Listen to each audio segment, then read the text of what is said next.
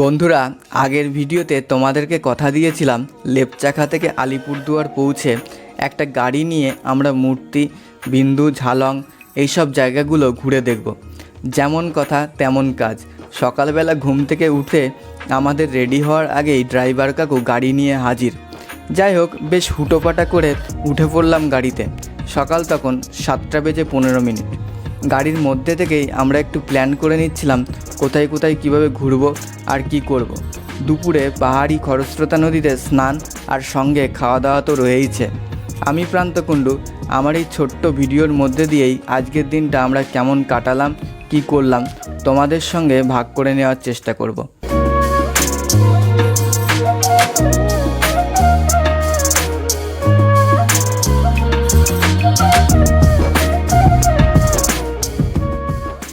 আমরা গল্প করতে করতে কিছুক্ষণের মধ্যেই আলিপুরদুয়ার শহর থেকে বেরিয়ে উঠে পড়লাম 31 নম্বর জাতীয় সড়কে। সুন্দর চলছিল আমাদের গাড়ি ফুরফুরে হাওয়ার মধ্যে দিয়ে।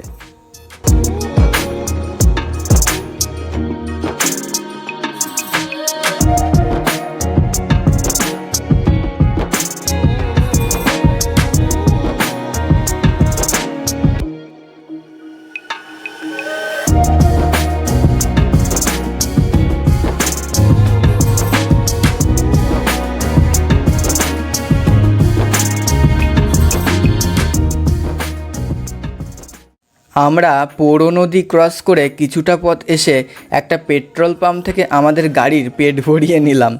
গাড়ির খিদে তো মেটালাম, এবার আমাদের ব্রেকফাস্ট করার পালা। সোনাপুর থেকে কিছুটা পথ এসে খুব নামকরা একটা ধাবায় দাঁড়ালাম। দেখা যাক খাবার দাবার কি আছে। সবাই পুরি সবজি নিয়েছিল, আমি একটা মশলা দোসা। খাবারটা স্বাদ অনুযায়ী ঠিকঠাক। পেট ঠান্ডা তো জগৎ ঠান্ডা। এবার আর কোথাও থামার নাম নেই। গাড়ি এবার ছুটবে আমাদের গন্তব্য লক্ষ্য করে। আমরা একটু হাসি মজা করতে করতে এগোতে থাকলাম। বন্ধু আমার প্রান্ত, হয় না তো ক্লান্ত, রান্না বান্না বেশ ভালোই জানতো, তার মনটা ছিল খুব শান্ত।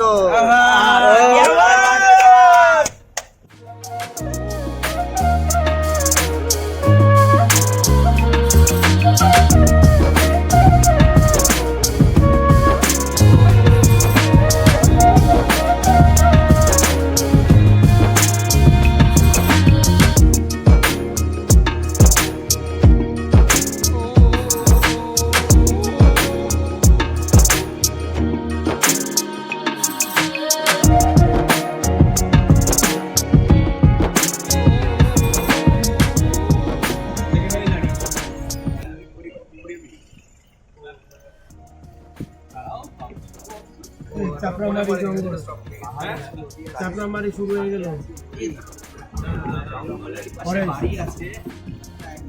পিছনে গেটটা লাগেনি, খুলে লাগাও।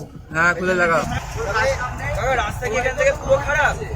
হ্যাঁ, রাত থেকে বেশি খারাপ, পাহাড় অব্দি খারাপ। পাহাড় শুরু হবে বানাচ্ছে রাস্তা। এই রাস্তাটা চীনের বর্ডার অব্দি যাবে। ভালো ছিল রাস্তাটা, ঘুরে ঘুরে বড় বানাচ্ছে আর্মি গাড়ি যাওয়ার জন্য। ও,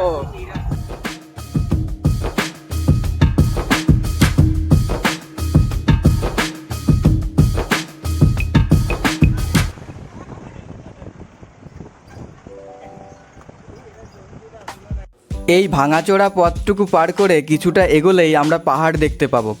আমাদের ড্রাইভার কাকু বলছিলেন এটা নাকি বর্ডার রোড তৈরি হচ্ছে। সবথেকে মজার বিষয়, এই পথ ধরেই সোজা চলে গেলে নাকি চায়না পৌঁছে যাব। এরপর কিছুটা চড়াই আর আঁকাবাঁকা রাস্তা পেরিয়ে আমরা পৌঁছে গেলাম আমাদের প্রথম ভিউ পয়েন্টে।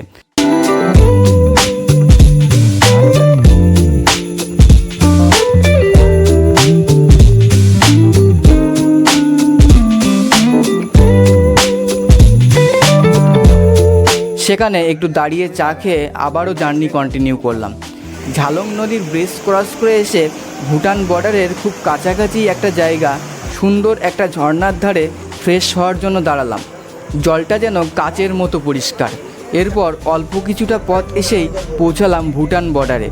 এখান থেকে 10 পা হাঁটলেই ভুটান পৌঁছে যাব। সামনেই ভুটানের বর্ডার দেখা যাচ্ছে। যাই হোক, তবে আমরা ভুটান যাচ্ছি না। এখানেই কিছুটা সময় অপেক্ষা করে এখানকার প্রাকৃতিক সৌন্দর্য উপভোগ করব, দিয়ে আবার জার্নি কন্টিনিউ হবে।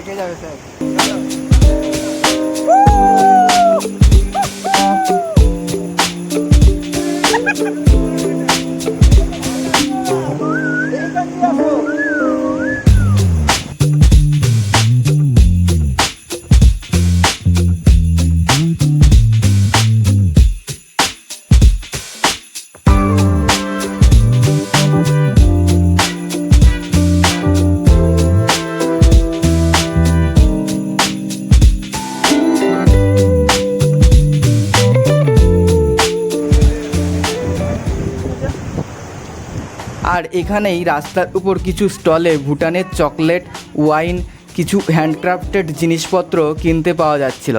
দামের দিক থেকে একটু বেশি হলেও এনাদের ব্যবহার ছিল অতুলনীয়। আগের ভিডিওতেই বলেছিলাম আজকের দিনটা শুধু পাহাড়ে পাহাড়েই ঘুরে বেড়াবো, আর আমাদের একটু দুপুরে পাহাড়ি খরস্রোতা নদীতে স্নান করার প্ল্যান ছিল, তাই বেরিয়েই পড়লাম।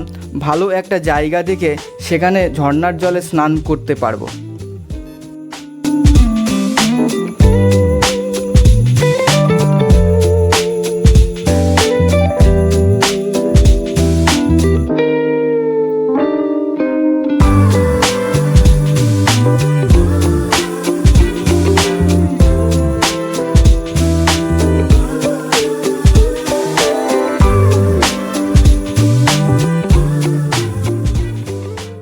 পাহাড়ি আবহাওয়া সে যে কখন পাল্টে যায় সেটা বোঝা খুবই মুশকিল। দুপুরে খাওয়া দাওয়া করতে না করতেই বৃষ্টিতে আমরা আটকে যাই। তারপর বৃষ্টি যখন থামার নামই নিচ্ছে না, তখন আমরা বৃষ্টির মধ্যেই বেরিয়ে পড়ার চেষ্টা করি। জার্নি তো কন্টিনিউ রাখতেই হবে।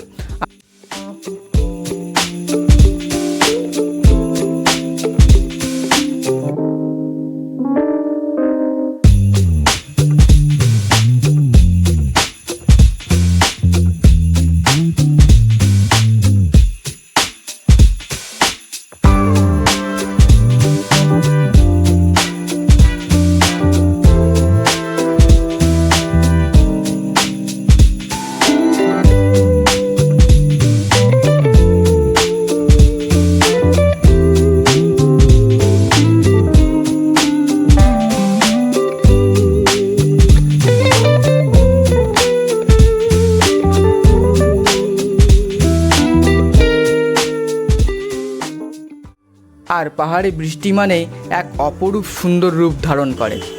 আর বৃষ্টির পরেই মুহূর্তটা ছিল ঠিক এই রকম। ফাইনালি আমরা পৌঁছে গেছি যেখানে আমরা স্নান করব।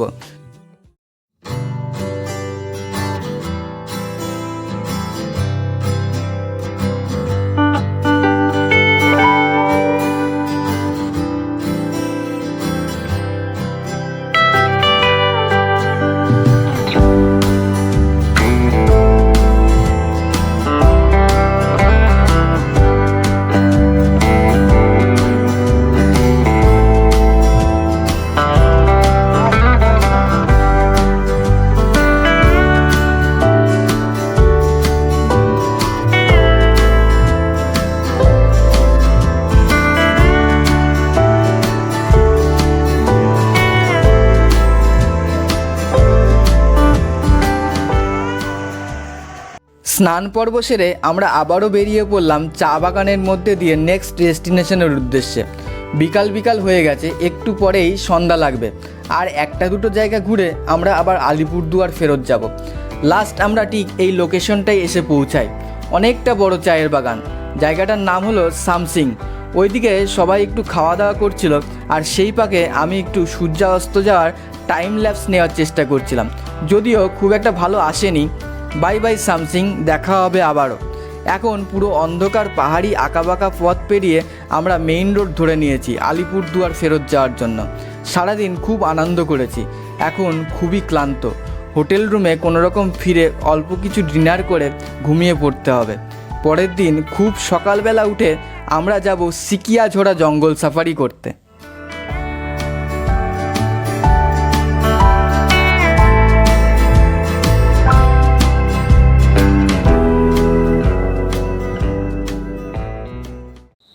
শুভ সকাল সবাইকে।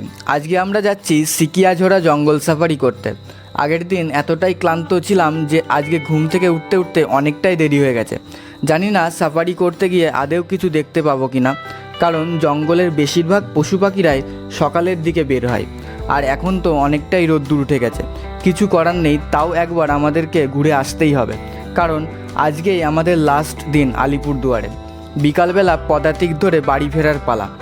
একটানা 7 দিন বাড়ির বাইরে, বাড়ি ফেরার তাড়া তো ছিলই, সঙ্গে মনটাও একটু কেমন কেমন করছিল। চলো তাহলে বেরিয়েই পড়লাম সিকিয়াঝোড়ার উদ্দেশ্যে।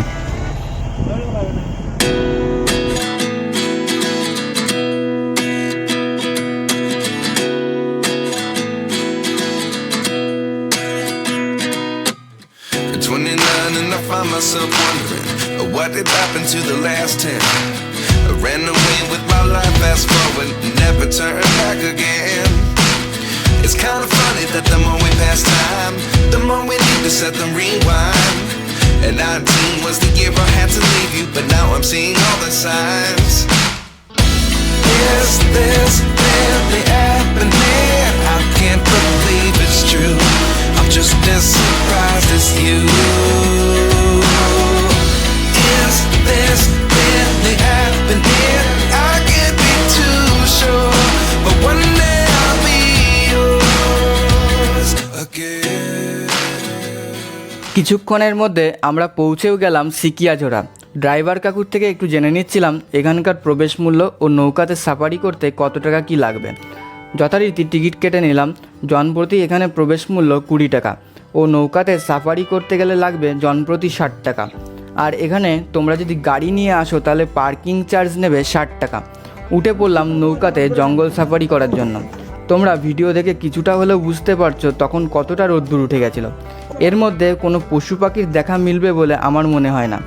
সবাই একদম চুপ করে বসেছিলাম যদি কোনো কিছু দেখা মেলে, কিন্তু জঙ্গলে শুধু ঝিঝি পোকা আর কোকিলের ডাক ছাড়া কোনো পাখির ডাকও শুনতে পেলাম না।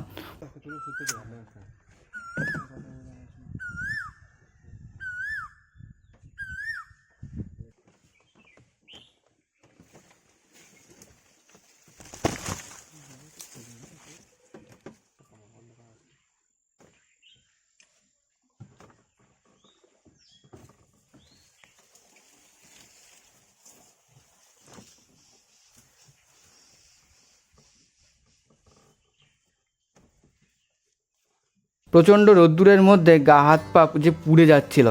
কাকাদের বললাম একটু গাছের তলায় দাঁড়াও, না হলে আর পারা যাচ্ছে না। কাকা বলছিলেন সকালের দিকে কজনকে সাফারি করতে নিয়ে এসেছিলাম, তারা নাকি এখানে জংলি হাতি দেখতে পেয়েছে, আর আমাদের ভাগ্যে কিছুই জুটলো না। ওখানে আর বেশিক্ষণের জন্য দাঁড়ানো ঠিক হবে না বলে আমরা আস্তে আস্তে ডাঙার দিকে এগোতে থাকলাম।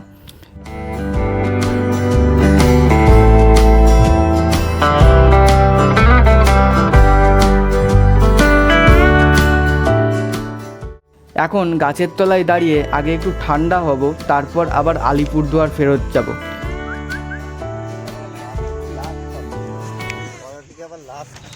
এখানে আর বেশিক্ষণের জন্য দাঁড়ানো যাবে না, বেরিয়ে পড়তে হলো। হোটেল রুমে পৌঁছে ব্যাগপত্র গুছিয়ে নিতে হবে। আর মাত্র কয়েক ঘন্টা পরেই আমাদের ট্রেন। আলিপুরদুয়ার থেকে এটাই আমাদের লাস্ট ভিডিও। শহরটাকে খুবই মিস করব। সুন্দর একটা শহর, আর উত্তরবঙ্গের মানুষও খুবই আন্তরিক।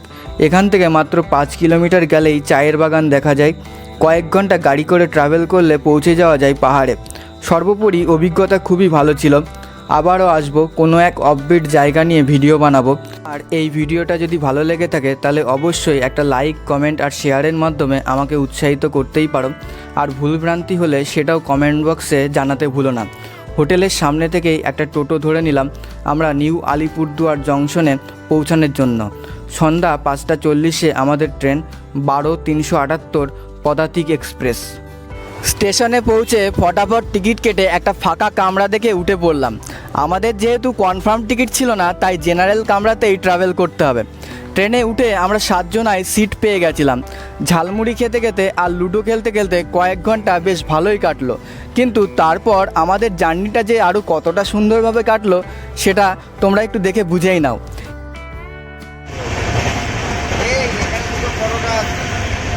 পরোটা খাবি বলেছি।